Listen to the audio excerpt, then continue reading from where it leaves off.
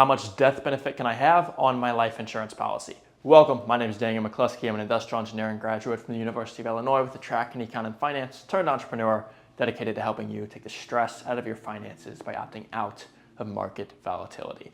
Last video we went over, maybe you came here from that, but how much percentage of your net worth you can move into a universal life insurance contract if you are wanting to get the tax-free growth with it. The second thing that we considered is it's not only how much money you can put in, but you also have to qualify for a certain amount of death benefit or insurance before you can go dumping all of that money in. So even if you've qualified to put 40% of your liquid net worth into one of these, you first have to make sure you qualify for enough death benefit to even be able to fund it with 40 million.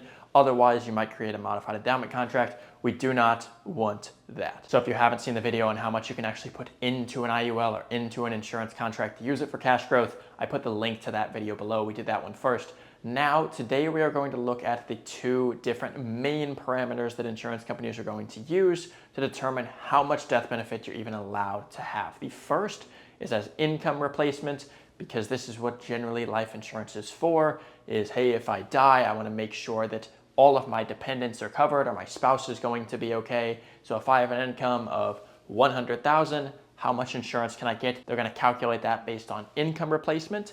And then the second is going to be estate preservation. This is generally where we're going to be able to get much more insurance, is looking at it through this lens. There's plenty of other ways in terms of buy-sell agreements, charitable coverage.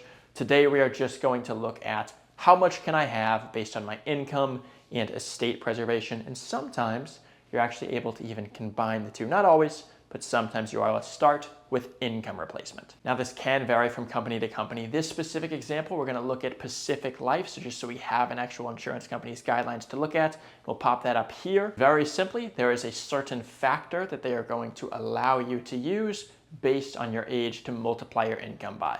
So you can see if you are between ages 20 and 30, you can multiply your income times 40, and that's how much death benefit they'll allow you to have. You can work down the chart there and then just see based on your age, that's how much insurance you'll be able to have based on your income.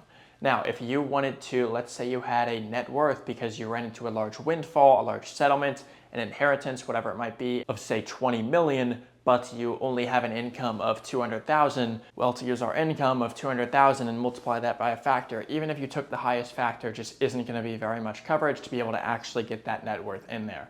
So instead, in this case, where your income is much lower than your actual net worth, and you would rather use that because it's going to allow you to get a higher death benefit, what you can do is you're going to follow this equation. I'll pop it up here. So you take your net worth, you assume a reasonable growth until life expectancy. That's usually going to be between 5 and 7%. And that life expectancy is not to exceed 20 years. So if you are healthy, let's say you're 40 years old, you have the net worth of $20 million, and you would like to find out how much death benefit can I get. Let's just use, because it's got to be between 5 and 7%, let's just use 6. You would inflate that 20 million by 6% a year for the next 20 years. You would get that number, and then you would multiply that number times 55%. That's the amount of death benefit you can have. So a pretty weird equation, but not actually that complicated. You just take your net worth, inflate it by 5 to 7% for 20 years or until life expectancy if that's less than 20 years, and then you multiply that number by 55%. So in the case of 20 million, if you inflated that by 6%, then multiply that times 0.55, it's going to be between 35, 36 million, and that would be the most amount of death benefit you could have, which means, hey, if 40% of that net worth, let's say it's 8 million, is allowed to go into the policy, as long as that isn't going to buy you more than the maximum amount of death benefit you're allowed to have, you're all good to go. You can do that. Now, if this was a little confusing for you, if you are someone who's using the estate preservation calculation, which is going to be most cases, and you watched the previous video and saw that you're probably going to fall into the being able to contribute 40% of your net worth into that, very, very, very most of the time, the 40% of your net worth that you can be able to put in is generally going to buy you whatever that calculation spits out, just about. So maybe even if it is lower, it might only be 38% of your net worth. But just because there is these two different calculations, it doesn't mean that you might qualify for 40% of your net worth, but only actually be able to get enough death benefit to fund it with 20%. So it's not something you really need to worry about too much. The main thing is just knowing how much premium you can put in, and then just confirm with your agent, making sure that, hey, for the amount of premium that I'm allowed to put in based on my net worth, I'm actually going to be able to buy enough insurance to be able to put that in, right? And 99 times out of 100, it's going to be yes, or maybe instead of 40, you might have to put in 39, but almost every time it's going to be allowed to be put in. And sometimes the insurance companies are even willing to work with you to inflate that number a little bit higher, maybe using like 6.2% instead of 6. But that's it. That's how much death benefit you can have. That's how this specific company calculates it. Again, it might be different from company to company, but if you did enjoy this video and you are wondering, okay, how much death benefit can I have? What percent of my net worth can I put in for my specific scenario?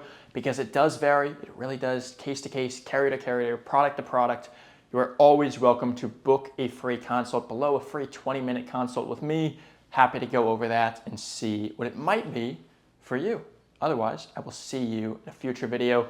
Make sure to subscribe.